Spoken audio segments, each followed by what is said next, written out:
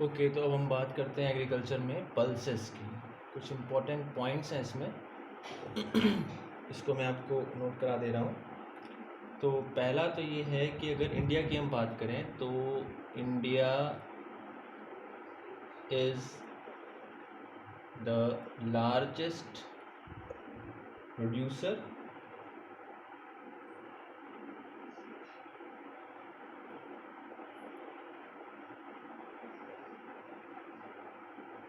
As well as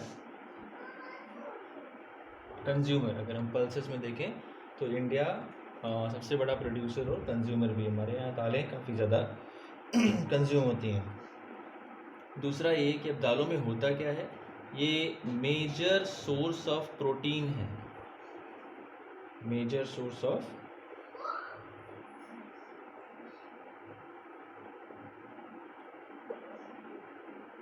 protein इन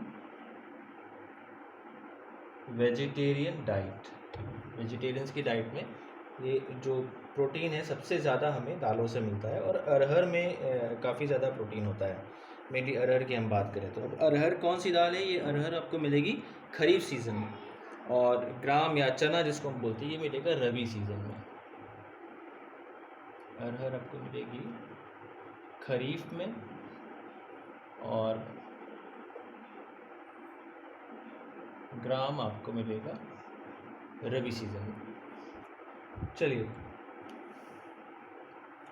जो major pulses हैं इनके अलावा और जो मेजर पल्सेस हैं जो कि हमको इंडिया में मिलती हैं उसमें आपके आती है उड़द,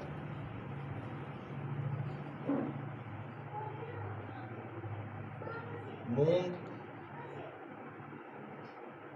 मसूर, पीस एंड ग्राम।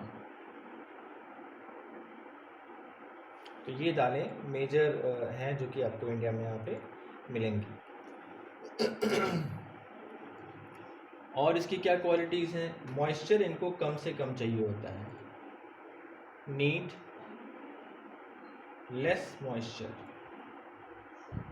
इसीलिए आपने ध्यान दिया हो तो अक्सर ये मेड़ों में भी लगा दी जाती है। जैसे अरहर वगैरह है तो उसको मेड़ों में लगा देते हैं। मेड़ यानी डिवाइडर एक होता है, एक दो बड़े जो एग्रीकल्चर लैंड है, जो खेत हैं, उनको डिवाइड करने वाली जो मेन लाइन होती है उसमें एक काफ़ी ऊंचा थोड़ा सा बॉर्डर बना देते हैं और उसमें इनको लगाया जाता है। क्योंकि पानी अगर डिपॉजिट होगा तो ये जो पेड़ है उसको, अरहर का जो पेड़ है उसको ख़राब कर देगा।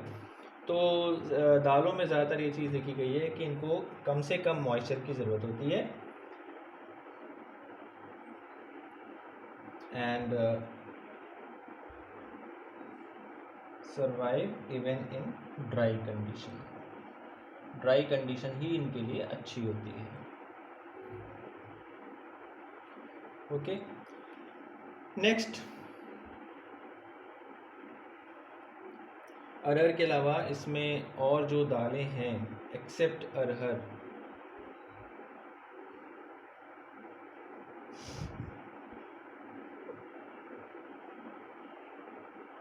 help in restoring soil fertility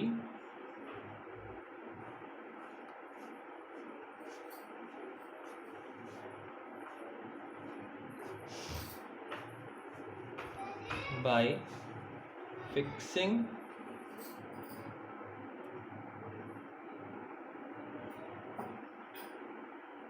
nitrogen from the air. Nitrogen fixing का भी वर्क करती है, जिससे कि जो सॉइल की फर्टिलिटी है वो बनी रहे। इसलिए टाइम टू टाइम इनको लगाया जाता है। दीज आर मोस्टली रोटेशन में इनको लगाया जाता है। Mostly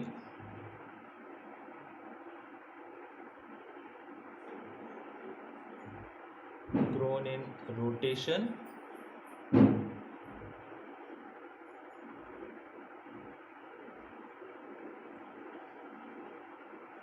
with other crops. कौन कौन से स्टेट्स हैं जहाँ पे पल्सेस का प्रोडक्शन होता है? तो जो मेजर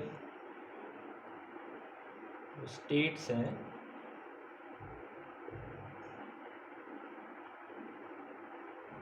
यूपी, एमपी, राजस्थान,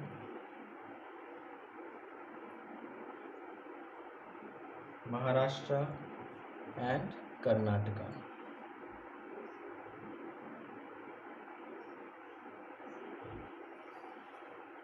तो ये हो गया पल्सेस के बारे में। एक बार इसको रिव्यू कर लेते हैं, क्या क्या फीचर्स हैं। इंडिया लार्जेस्ट प्रोड्यूसर है एज वेल एज कंज्यूमर है पल्सेस के प्रोडक्शन में। मेजर जो मेजर सोर्स है प्रोटीन का वेजिटेरियन डाइट में, वो हमारी पल्सेस हैं। हमने बताया कि अरहर में काफ़ी ज़्यादा प्रोटीन हमें मिलता है। खरीफ सीज़न में हमें अरहर मिलता है और रबी सीज़न में ग्राम या चना।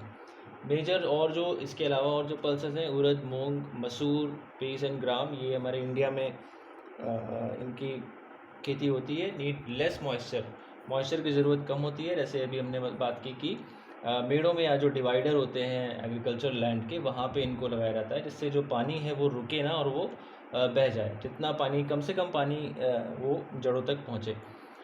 तो ये ड्राई कंडीशन में सर्वाइव करती हैं। अब अरहर के अलावा जो और दूसरी जो दाल हैं वो जो सॉइल फर्टिलिटी है उसको गेन करने में हेल्प करती हैं bye fixing nitrogen from the air. Nitrogen content को वो जो रूट्स तक हैं वहाँ तक पहुँचाती हैं और वो सॉइल में मिक्स होता है। इस तरह से नाइट्रोजन फिक्सिंग का जो वर्क है वो दालें करती हैं। मोस्टली ग्रोन अप कौन से स्टेट्स हैं, यूपी, एमपी, राजस्थान, महाराष्ट्र, कर्नाटका जैसे जो स्टेट्स हैं, यहाँ पे दालों का जो प्रोडक्शन है वो सबसे ज़्यादा होता है। और रोटेशन में इनको लगाया जाता है जिससे कि ये फर्टिलिटी हमेशा लैंड की इसको मेंटेन कर सकें। So mostly grown in rotation with other crops.